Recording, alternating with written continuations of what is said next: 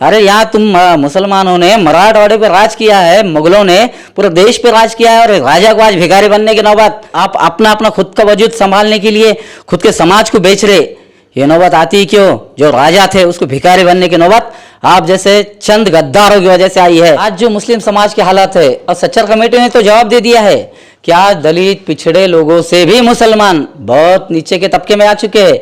इसकी वजह क्या है? अब मुझे तो कुछ वीआईपी BMW फॉर्च्यूनर में घूमते हुए मुसलमान दिखते हैं। दोनों में कितना जमीन आसमान का फर्क है। और ये फर्क रहने की वजह क्या है?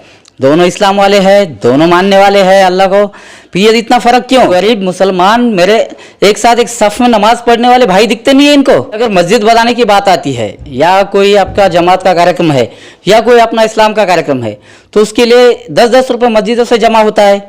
ऐसे ही अगर ये गरीब लोगों के घरों के लिए ही अगर आप चंदा जमा करो।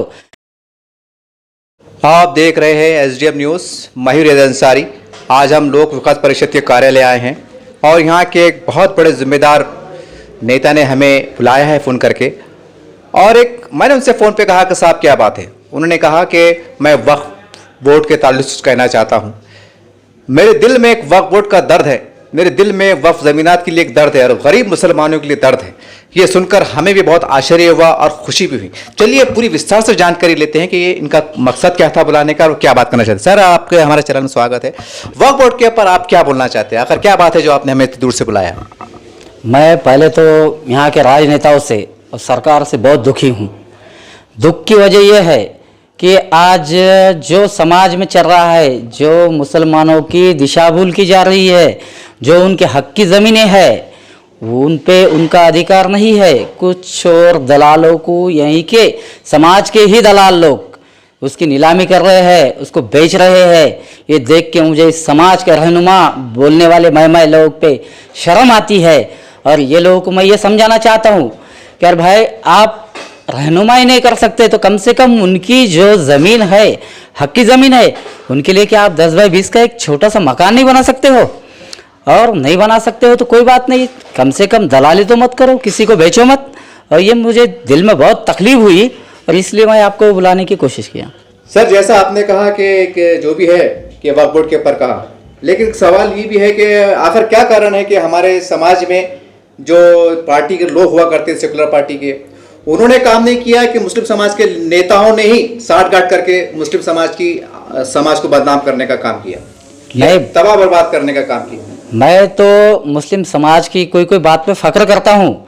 मुझे ऐसा लगता है कि ये अगर मस्जिद बनाने की बात आती है या कोई आपका जमात का कार्यक्रम है या कोई अपना इस्लाम का कार्यक्रम है तो उसके लिए 10-10 रुपये मस्जिदों से जमा होता है।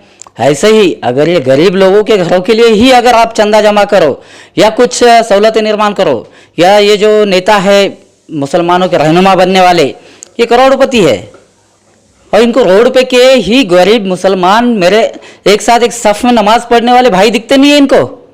ये भाइयों के लिए भी इन्हें कुछ करना चाहिए, ऐसे मैं इनसे अपील करता हूँ। और मैं तो ये भी चाहता हूँ कि हर मस्जिद से, हर जमात से, हर जगह से इनके लिए कुछ करने का ऐलान होना चाहिए, फतवा निकलना चाहिए, ऐलान होना चाहिए जुम्मा नमाज के बाद। सर, आपके हिसाब से और वक्फ बोर्ड को ज़मीन को लेके, इसकी आमदनी को लेके, और मुस्लिम समाज के जो नेता है या मुस्लिम धर्मगुरु है जिसे उलमा इकराम कहते हैं, आपको क्या लगता है आपके हिसाब से क्या होना चाहिए?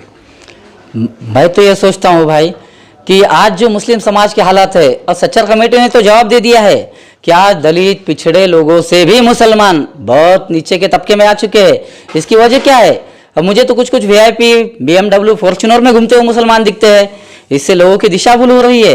बट ऐसा भी एक मुसलमान समाज का तबका कुछ है जो रास्ते के बाजू में एक छोटी सी साड़ी का, क्या बोलेंगे उसको, वो लगा के, तप्पड़ लगा के, बारिश के पानी में उनके नंगे भुक्के बच्चे नाली में का पानी तक उनको नसीब नहीं होता, वहाँ कीचड़ में खेलते हैं, वहीं खाते हैं, वहीं रहते हैं। ये हालत और फॉर्च्यूनर में घूमने वाले की हालत, दोनों में कितना ज़मीन आसमान का फ़र्क है।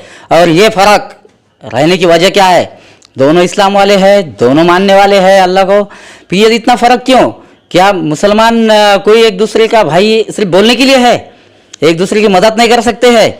और मैं तो ये कहता हूँ ये लोगों ने रास्ते पे आके इनके लिए कुछ करना चाहिए, और ना कुछ कर सके तो कम से कम ये जो वक्फ बोर्ड की, उनके हक की, उनकी इज्जत की जो ज़मीन है उन्हें कम से कम 20 बाई 30 का तो भी दे देना चाहिए, जो ये रहनुमा बने फिरते हैं।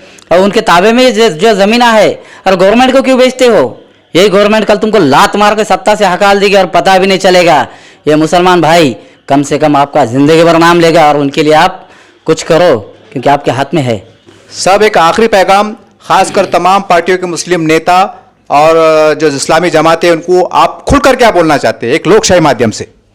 खुलकर मैं ये बोलना चाहता हूँ, ये जो गरीब मुसलमान तबकों के लिए आप दिखावा जो करते हैं, ये पहले बंद कर दीजिए।